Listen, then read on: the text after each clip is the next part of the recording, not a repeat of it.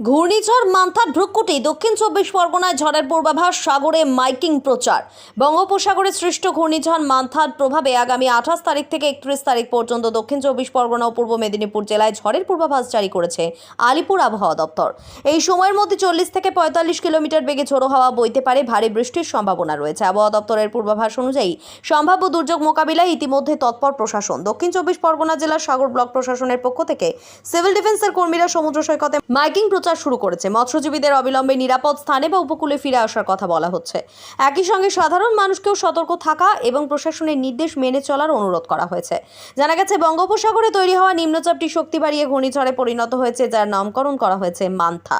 এটি সরাসরি অন্ধ্রপ্রদেশের কাকিনাড়ার কাছে স্থলভাগে আশ্রয় পড়লেও এর প্রভাবে বাংলার উপকূলবর্তী জেলাগুলিতে ভারী বৃষ্টি এবং ঝোড়ো হাওয়া বইবে। প্রশাসন উপকূলীয় এলাকাগুলিতে প্রয়োজনীয় ব্যবস্থা গ্রহণ করছে এবং পরিস্থিতির উপর কড়া নজর রাখা হচ্ছে।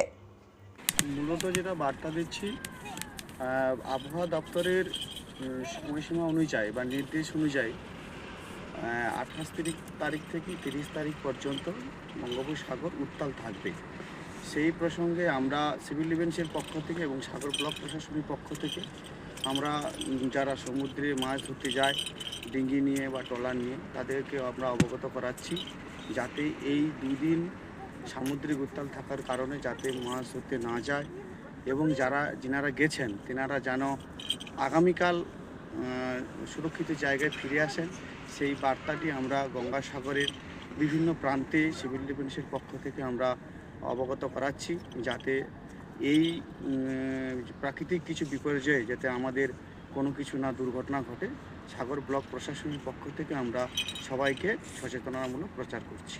দেখুন, এখন যে ঝড়ো হাওয়া আসার একটা যে সম্ভাবনা আছে তার কতটা ইম্প্যাক্ট পড়বে সেটা নিয়ে আমরা এখন খুব একটা শিওর নয়। তবে আমাদের তরফ থেকে সমস্ত রকম প্রিকশনসগুলো আছে সেটা আমরা নিচ্ছি। আমরা যারা ফিশারম্যানরা রয়েছেন তাদের নিয়ে আমরা মানে এক্সটেন্সিভ মাইকিং করা হচ্ছে। তাছাড়া আমরা যে পিলগ্রিমসে স্নান করে গঙ্গাসাগরে তাদেরকে আমরা অ্যাওয়্যার করছি যাতে কি গভীর সমুদ্রে গিয়ে স্নান না করে যাতে কি কোনো দুর্ঘটনা ঘটে।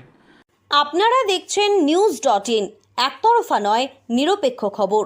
আপডেটেড থাকতে সাবস্ক্রাইব করুন আমাদের চ্যানেল news.in আর বেল আইকনটি প্রেস করতে ভুলবেন না।